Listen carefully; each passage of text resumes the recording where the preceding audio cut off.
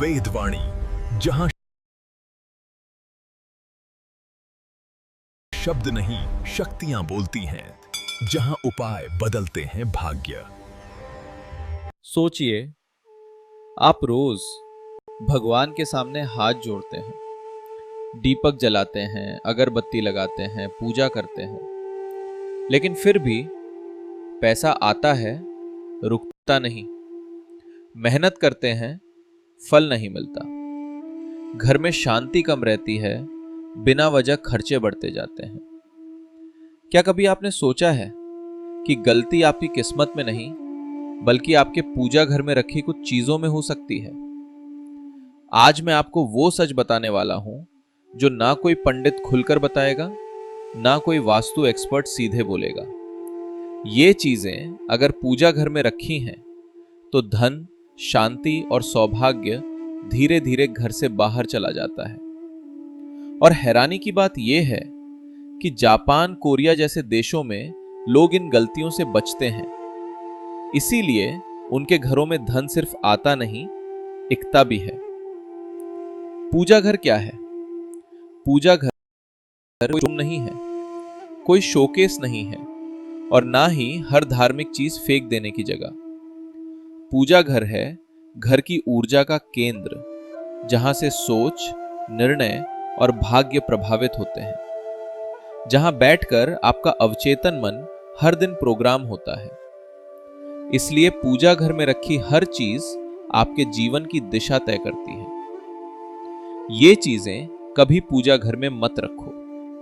अब ध्यान से सुनिए, क्योंकि यहीं से असली खेल शुरू होता है। 1.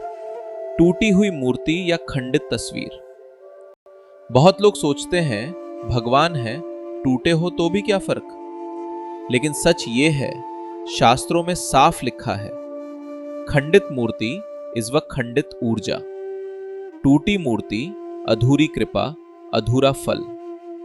इससे घर में निर्णय लेने की शक्ति कमजोर होती है और पैसा आते आते रुक जाता है। समाधान: टूटी मूर्ति को किसी नदी या पीपल के नीचे सम्मानपूर्वक विसर्जित करें। 2. बंद या खराब घड़ी।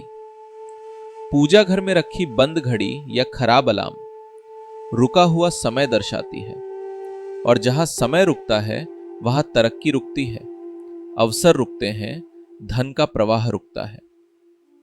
जापान में किसी भी सेक्रेट स्पेस में कभी भी बंद घड़ी नहीं रखते।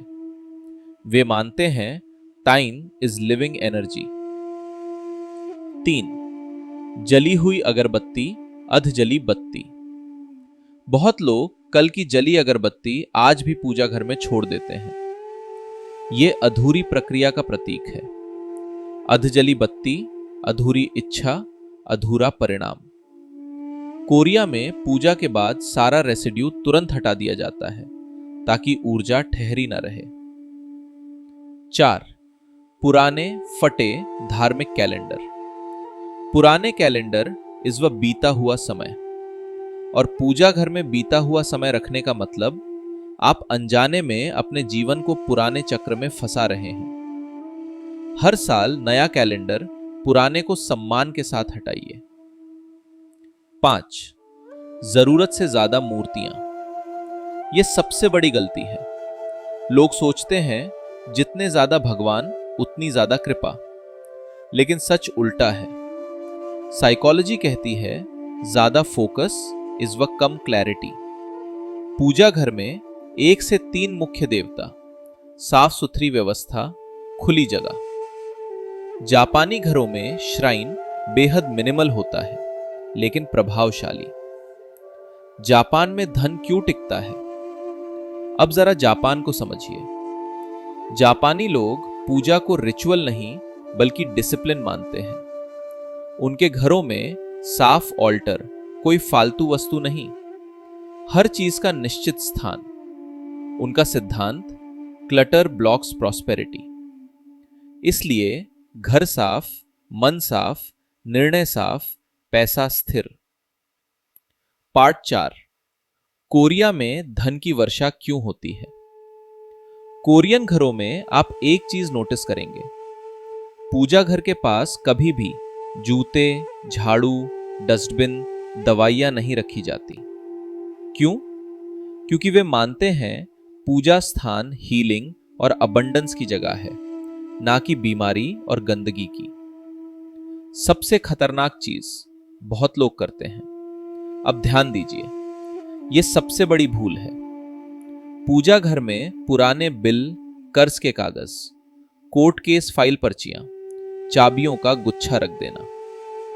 आप रोज भगवान से जिस चीज से छुटकारा चाहते हैं उसी को उनके सामने रख देते हैं और फिर कहते हैं भगवान सुनते नहीं।